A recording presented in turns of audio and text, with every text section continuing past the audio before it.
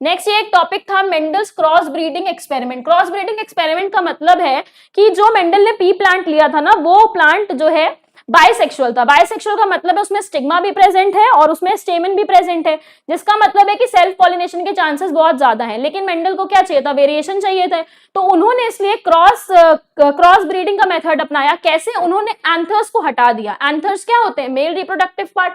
Anthers को उन्होंने हटा दिया और इस प्रोसेस को उन्होंने बोला इमैसिकुलेशन। क्यों हटाया एंथर को? एंथर को इसलिए हटाया ताकि पॉलन ग्रेन जो है स्टिग्मा पे ना जा सके। जब पॉलन ग्रेन स्टिग्मा पर नहीं जाएगा तो अपने मनपसंद का पॉलन ग्रेन स्टिग्मा पर क्या कराएंगे, लैंड कराएंगे और फिर देखेंगे कि कैसे रिजल्ट उनको मिलते हैं। तो the process of removal of anther is basically called as इमैसिकुलेशन।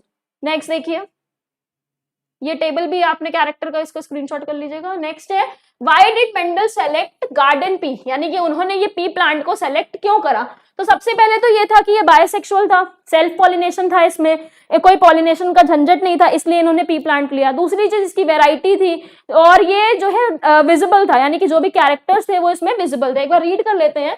P plant bear bisexual flower, यानी कि इसमें जो फ्लावर है वो कैसे है, बायसेक्सुअल। बायसेक्सुअल है तो पॉलिनेशन कैसा होगा, सेल्फ। स्ट्रक्चर कैसा है, स्ट्रक्चर जो है इसका क्रॉस पॉलिनेशन की प्रेफरेंस नहीं देता। क्यों? क्योंकि बायसेक्सुअल है तो जो पॉलन ग्रेन होगा वो स्टिग्मा पर ही लैंड कर जाएगा, जिसकी वजह से सेल्फ पॉलिनेशन होगा। Being self pollinated, pea plants are available in homozygous form, यानी कि सेल्फ पॉलिनेशन हो रहा है, इसका मतलब ये किस कंडीशन में मिल रहा है, होमोजाइगस में मिल रहा है, यानी कि जनरेशन आफ्टर जनरेशन के बाद इसमें कोई चेंज नहीं आ रहा। तो जो भी पी प्लांट पे आप एक्सपेरिमेंट कर रहे हो वो प्योर लाइन है। कैसा है, प्योर लाइन। अभी हमने प्योर ब्रीडिंग और प्योर लाइन पढ़ाया, तो वही वाला प्योर लाइन की बात यहाँ पर करी जा रही है। नेक्स्ट है, pea plants are annual, therefore several generations could be studied within a short period, यानी कि सेवरल जनरेशंस के बारे में हम स्टडी कर सकते हैं। तो इतने सारे फायदे थे पी प्लांट लेने के, इसलिए उन्होंने एक्सपेरिमेंट पी प्लांट पे करा।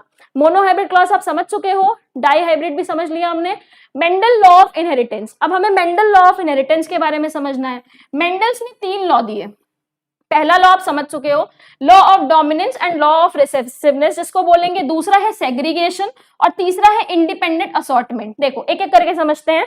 लॉ ऑफ डोमिनेंस की जब बात आ रही है तो इसका मतलब क्या है, कैपिटल टी लिया, स्मॉल टी लिया, तो कैपिटल टी और स्मॉल टी में कौन सी कंडीशन हमेशा शो होगी, टॉल। कौन सी कंडीशन शो होगी, टॉल। इसका मतलब है कि जो घर की बड़ी बहन है उसी की बात सुनी जा रही है, जिसका मतलब यहाँ पर कौन सा लॉ आ गया, लॉ ऑफ डोमिनेंस। कौन सा लॉ आ गया, लॉ ऑफ डोमिनेंस। तो लॉ ऑफ डोमिनेंस का मतलब है कि डोमिनेंट बच्चा की बात सुनेंगे, रेसेसिव की बात नहीं सुनी जाएगी। तो law of dominance. Now what is the meaning of law of segregation? Segregation यानी कि जब भी कैरेक्टर्स जीन्स के फॉर्म में आते हैं, जब भी जीन्स आते हैं, एलील्स आते हैं, तो उनमें बीच में कोई भी सेग्रीगेशन नहीं होता।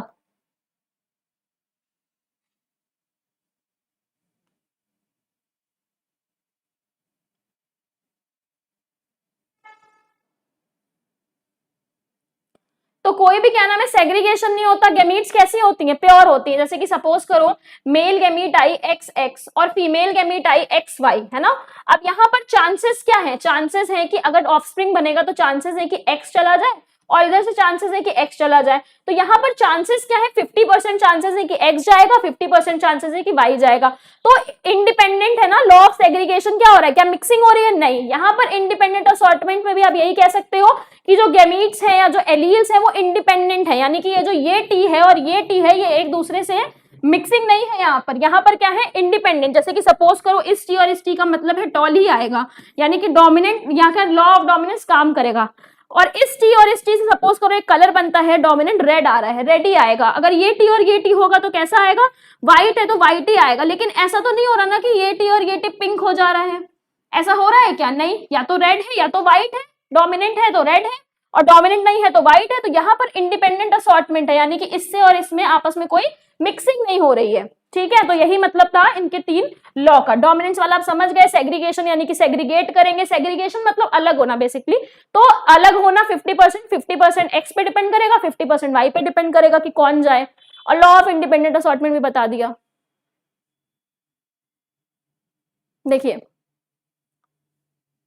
लॉ ऑफ डोमिनेंस में आप समझ गए कि T और T तो कौन सा शो करेगा, डोमिनेंट कैरेक्टर खुद को शो करेगा। डोमिनेंट वाला क्या होगा, यहाँ पर टॉल क्या होगा, विजिबल होगा।